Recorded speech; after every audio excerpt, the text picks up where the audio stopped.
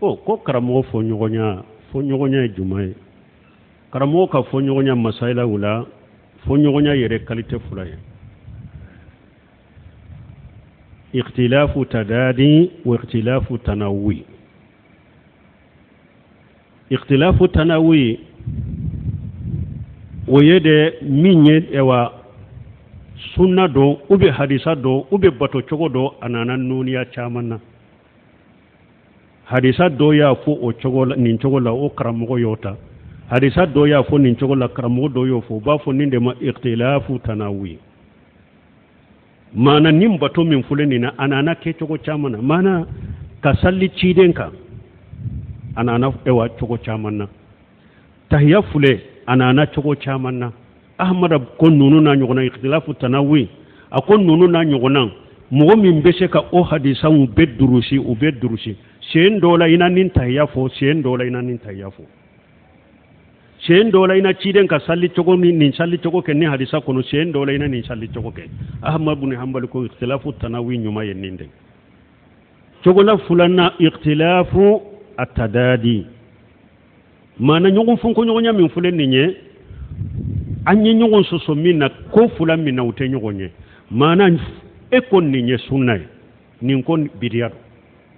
e ko nin ye haramu ye nin ko a dagara nin ye ikhtilafu tadadi yale an b'a fɔ wa min ko karamɔgɔ min ko sunna do e k'o tata a dagare ye karamɔgɔ min ko bidiya do e k'o tata a dagare ye karamɔgɔ min ko ni haramu yɛrɛ e k'o tata a dagare ye karamɔgɔ min ko a dagara o k'o tata a dagara o bɛ se ka kɛ u b'a fɔ nin de ma ikhtilafu tadadi ni fonko ɲɔgɔnya min bɛ nin cogo la delila de bɛ ɲini arajuhu de bɛ ɲini ala ko nin yɔrɔ de la wa in tanaza'tum fi shay'in farudduhu ila allahi wa rasuli donc nin fonko ɲɔgɔnya sugu bɛ sagi ka taa kuranna ni sunna de ma karamɔgɔ fula in na kuranna ni sunna bɛ min t'a la min ko sunna do ni kuranna ni sunna y'ale ye tari sɛnbɛntiya baara bɛ kɛ ale de ta de min ye nye a tata ni bidiya do jaakɔw ta bɛ bila de jaakɔw ta bɛ bila de karamɔgɔ dɔ ko nin dagara karamɔgɔ dɔ ko nin haramuyara an sagira ka taa kuranna ni sunna ma an y'a sɔrɔ karamɔgɔ min ko a dagara delilaw b'o de t'a la karamɔgɔ min ko a haramuyara delilaw t'o t'a la o jaakɔw ta bɛ bila de delila bɛ min t'a la donc o ta bɛ mina ikhtilafu tadadi bon masailaw do fana be u b'a fɔ masailatu istihadiya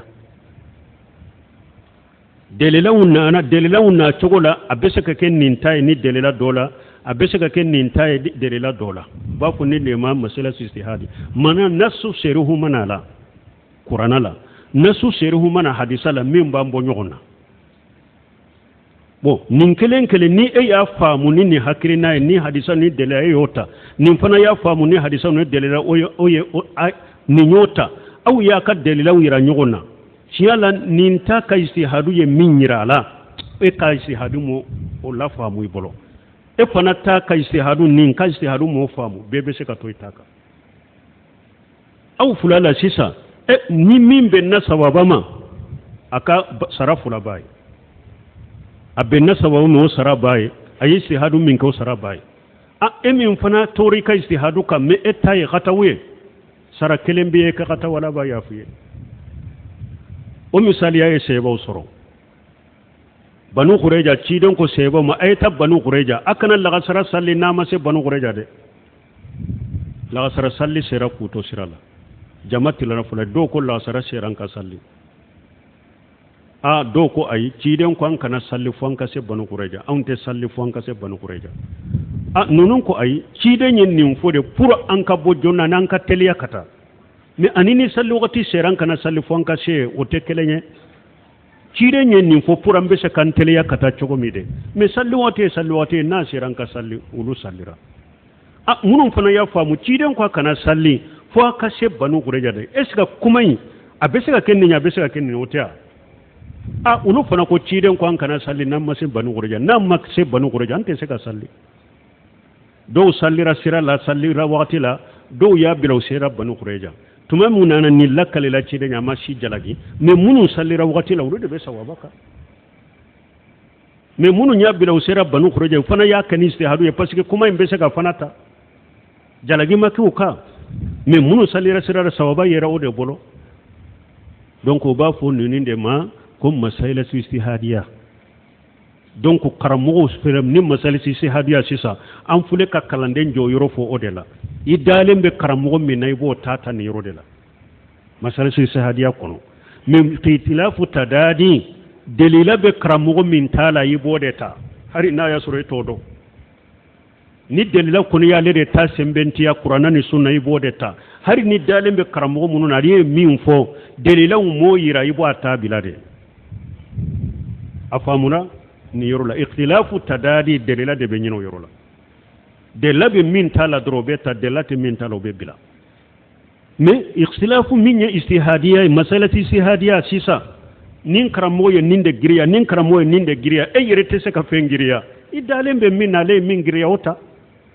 e ka barake no bon ikhtilafu tanawi donc sisa o yede be se ka nimfoni se be se ka nimfoni se ikhtilafu kera julesa saba ikhtilafu tanawi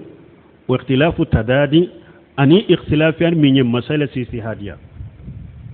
tadadi ta delya de be nyuno la wa intanajatu fi sunni bon buna basu fule ko de nyugona fo tamatula hari bimba ke ewa Abdulaziz Rabihi karamogo do abe Saudi ale kalana Muhammad bin Ibrahim ma akalana Abdullah ibn Humaydi ma aye sam muga nyugona ke bumba ji nofe Abdulaziz Raji asibe bisegini duru la sisa mbake kalame sarhu sunna li bahri bahri wodi aton ko ewa aqida kitabu munun fulani nye kato ku kalani yere ko beta sikuka danje tabo de tuma mi de aye har binye ni masaila shebo ni bari bahari ko koni mugo minye shebo soso i kafiriyara sarfu adamina yere la ha aye ko dama do de fo ya ko fi wa qawlul musallif qawlul muallif ha fihi jimalu la budda min tafsil ayo fo yoro joli de ayo fo yoro joli yoro min ni ako ni mogo min ye sebo soso doro ko ikera kafiri ako fihi tafsil ako kuma te tala itilaqiha ako sebo ka fonko nyogonya do be masaila do la uti kafiriya sebo masaila do de nuyu fonko nyogonya be kafiriya ako misali la masalati istihadiya ewa masalati ewa istihadiya masaila munun kan nogo ako ni sebo fonko nyogo basala ko sosoli bala ka tege fula korota yoro ube ka tege yere da disika wulu na nyogo na ni eye sebo fonko nyogonya o yoro la ikafiriya rawa ako donc nin kuma nunu jimalu de fo ka yuka tafsiriye de sebo ka fonko nyogonya bete kafiriya masaila wo do be sebo fonko nyogonya ola ibe se ka ke katawuye abe se ka katawuye yere mais ati kafirati labo silamiya kono mais masaila munu nye min nawaqid al-islam masaila munu be silamiya mo ka silamiya guruja ni ye sebo fonko nyogonya wo dola ibe ke munye kafiri mais masaila munu te mo labo silamiya kono do ni ye sebo fonko nyogonya lo kafiri arawa bon ni etara fo doro ko ye sebo fonko nyogonya doro ye kafiri e ma katawdi mo ma erebe katawla ye katawdi mugoma afulana anana oyorola ambe mbafe ka yoro minfo ako ewa sira bila baga ko mugo fula de do ko ni mugo minye sira bila eye cinya nyine yande me i katawra eye cinya nyine na de i katawra ako eye dalu haliku ha ayata saru sunnata eye dalu haliku cinya nyine na de cinya de nyine de iqatawra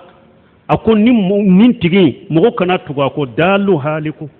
mogo kana tuga ko ako fihi tafsil ni yoro ako mujmal fihi ako faranfansha bala ako nin masalati sihadiya de do masalati sihadiya ni eye ewa shebo soso masala do de la masalati sihadiya do ako ete dalu ete haliku ye ako ite dalu ete haluke o yorola ako ni benna sababa ma yoromi sarafula biye ni katawra yoromi sara kelen be kai se hadu ika khataw be yafi ben anti afo e ma ko dallu haliku ayo misali afa ko buna basa irena abubakar nu fule tamatu pour ka surnya wakati chaman tambolo tamatu fule uye abubakar umar ibn khattab usman ibn affan ulu tumba ka tamatu kanake ika hiju ka dama ika talmura ka dama uye buna basu nyinen ka ko tamatu ke uko umaru ani ewa abubakar ni umaru kwan kana tamatu ko ako yusa kwan tanzilu alaikum hijaratu minas sama aqulu qala rasulullah sallallahu alaihi wasallam taquluna qala abubakar qala umaru buna basu ko shi salabe farawu jiga ka kabakuru jiga ka halaki mbafu alaka ciden kote au bafu abubakar kote umaru kote ciden yi hadisan na tika tamattu de fasamantiya hiju bato toka bon ni yuro la sisa ni etara doni kiba do ka istihaduta ko tamattu tebbe ika hiju ka da mai kal muraka da ma dallo haliku ya ni istihadu de mi istihadu min do nasu be ciden tabe yuro min abubakar ta laje umaru ta laje janko mo wore mi mazala si istihadu de do fule ako fihi tawsil ako min nim mo min nyetinya hera nyini naye iyi tugu ka cinya toye cinya iya yede me yi tugu de ka cinya toye ka bama munye dallu haliku fililaye halakilendo parce que yire tugu ka cinya ye ki bama fo afulana ko nim mo min nyetinya bila yire tugu kama fa inna shaytanu maridu wote ko shaytane kanna gile de wotike ako haja huwa shehu enya be cinyala yire tugu ka cinya bila ka sunna bila ka tabidiya de takake huja dolem bi ka fana yire tugu de filite jahiliyate foite yire be sunna do mindo yi tugu ka sunna bila ka bidiyata shaytanu maridi sisa shaytane kanna gele awajibra anki ka bidiya bange anka mugon anka ewa mugon ewa nyamariya ku yire koloshima parce que kena shaytan marge parce que yire tugu ka bidia de ta ka sunna bila wala donc nin ko sugu be haraf param fansa nin tawla ambe min fo aqida kitabu katam murajani yire ko be ta sigi ku fo mo ko dersu do kataw tabode wodi ato sheikh sal fawzani nyinin kara aqida kitabu ko kala akulla budda aqida kitabu ko fu ku kala karamo do de la ko kani yere kala wulula aqida bonda aqida kitabu ko fuku kala ulama do de karamo de da ku franfanse ye saraw sunna li bahri ay har yoro dola le yere be qatawu babla sira har ni arabi mari galik ay ewa sarahu sunna min dila eta o ko muraja dro imam nasafa yode fo ala bannaka kitabu sidda fanaka qur'anainte fo sarafu nyere ka kuman ika karamo bade do sura ku franfanse ye sinon ni eko ku murajanu yerete ko kala nu yerete ku be mo la kala ube buta ka barake na ibe tabila qatawni fili kono alaka hakin mandam